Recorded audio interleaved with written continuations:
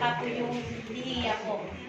Yung kung hindi po kayo familiar sa lihiya, ito po yung ginagamit sa paggawa ng kutsinta.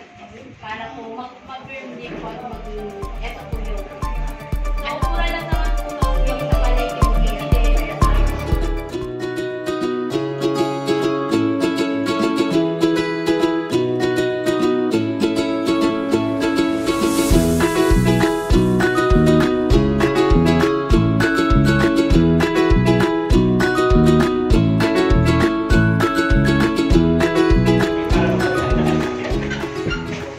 Para bago natin pasukin itong negosyo ito, alam natin kung ano ba yung mga kakaharapin natin.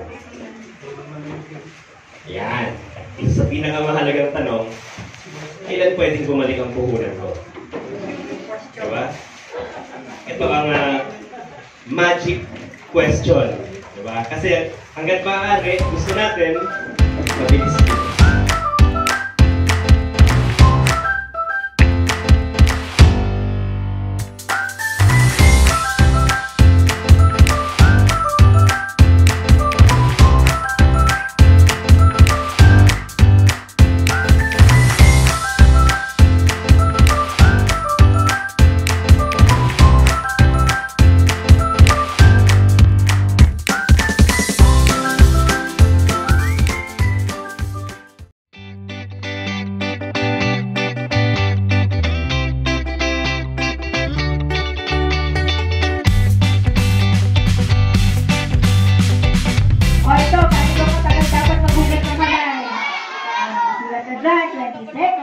Okay? O ito daw.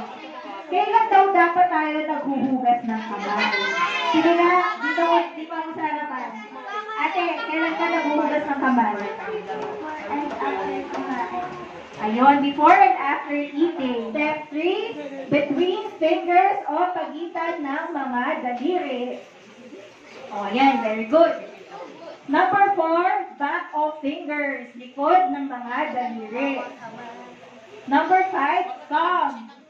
O yung mga hinlalaki, kailangan inukuskus din natin yan. At syempre yung ating fingertips, yung mga dulo ng ating mga daliri o kuko, no?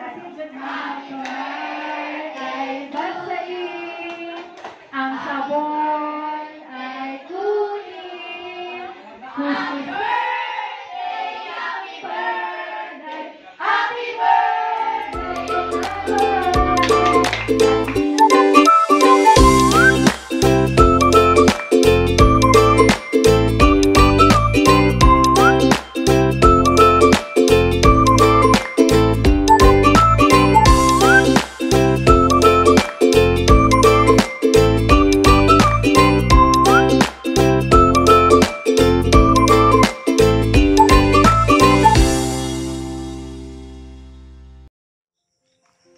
Morning everyone, and balik tayo dito sa CY para sa another installation ng CY River Alaminos Biopark.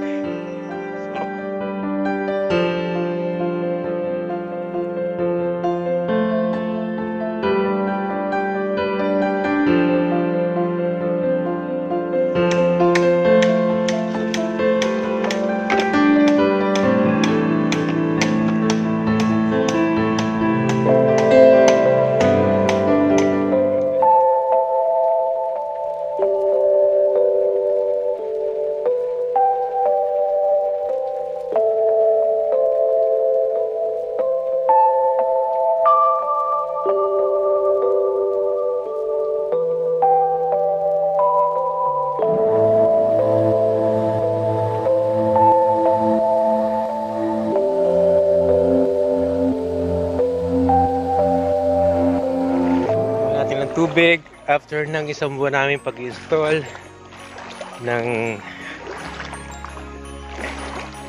CY River Alaminos Biopark Phase 2. Tingnan natin ulit yung mga isda na nakita natin kung malalaki na. Parang ang laki ng inilinaw ng tubig.